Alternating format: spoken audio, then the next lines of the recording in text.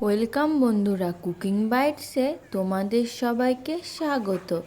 আজ আমি বানাবো মটরশুঁটি দিয়ে আলু কষা। চলো শুরু করি। প্রথমে কড়াইতে তেল দিয়ে তেল গরম হলে তার মধ্যে টুকরো করে কেটে রাখা আলুগুলো দিয়ে ভেজে নেব। আমি কিন্তু আলুগুলো প্রেসার কুকারে দিয়ে সিদ্ধ করে নিয়েছিলাম। এবার ওই আলুগুলোর মধ্যে সামান্য একটু হলুদ দিয়ে দেবো, দিয়ে নাড়িয়ে চাড়ে একটু হালকাভাবে ভেজে নেব। আমি সিদ্ধ করে নিয়েছি, তোমরা চাইলে সিদ্ধ নাও করতে পারো।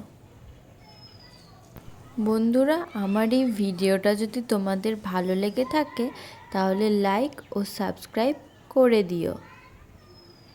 আলুগুলো ভাজা হয়ে গেলে এবার আলুগুলোকে তুলে নেব।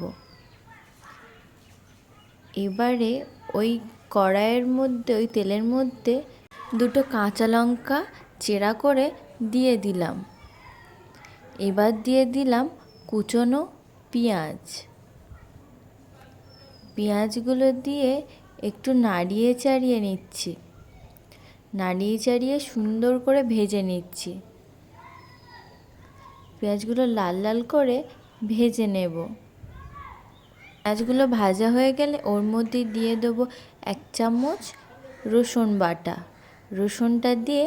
রসুনটা একটু হালকা নাড়িয়ে ছাড়িয়ে নেব।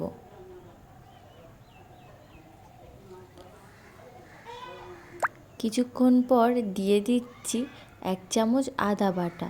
আদা বাটাটা দিয়ে ভালো করে আদাটা পেঁয়াজের সাথে রসুনের সাথে ভালো করে মিশিয়ে নেব, ভাজা ভাজা করে নেব।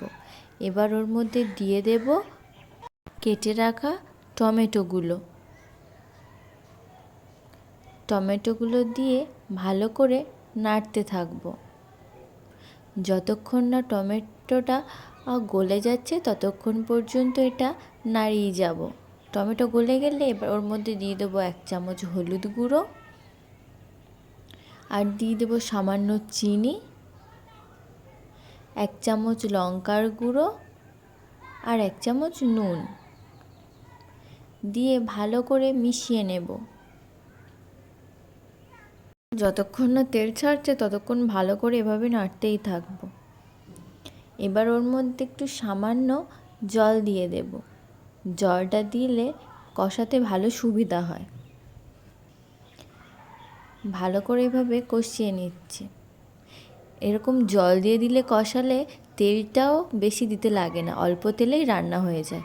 কষানো হয়ে গেলে সিদ্ধ করে ভেজে রাখা আলুগুলো দিয়ে দেব, দিয়ে হালকাভাবে নাড়িয়ে চাড়িয়ে নেব। নাড়ানো চাড়ানোর পর এবার ওর মধ্যে দেব কিছু মটরশুঁটিগুলোকে দিয়েও ভালোভাবে একটু নাড়িয়ে চাড়িয়ে নেব। এরপর ওর মধ্যে জল দিয়ে দেব। জল দেওয়া হয়ে গেলে খুন্তি দিয়ে একটু নাড়িয়ে চাড়িয়ে দেব, দিয়ে এবারে ঢাকনা দিয়ে দেব। কিছুক্ষণ পর ঢাকনাটা খুলে নিচ্ছি। দেখো, জলটা পুরোটা শুকিয়ে গেছে। এবারে ওর মধ্যে কিছু ধনেপাতা কুচি দিয়ে দেব। ধনেপাতা কুচি দিয়ে একটু নাড়িয়ে চাড়িয়ে গ্যাসের ফ্লেমটা বন্ধ করে দেব। তোমরা এটা রুটি বা পরোটার সাথে সার্ভ করতে পারো। এই শীতের রাতে এটা খেতে খুব দারুণ লাগে। আজ বন্ধুরা এই পর্যন্ত, আবার আসবো অন্য কোনো ভিডিও নিয়ে। ধন্যবাদ।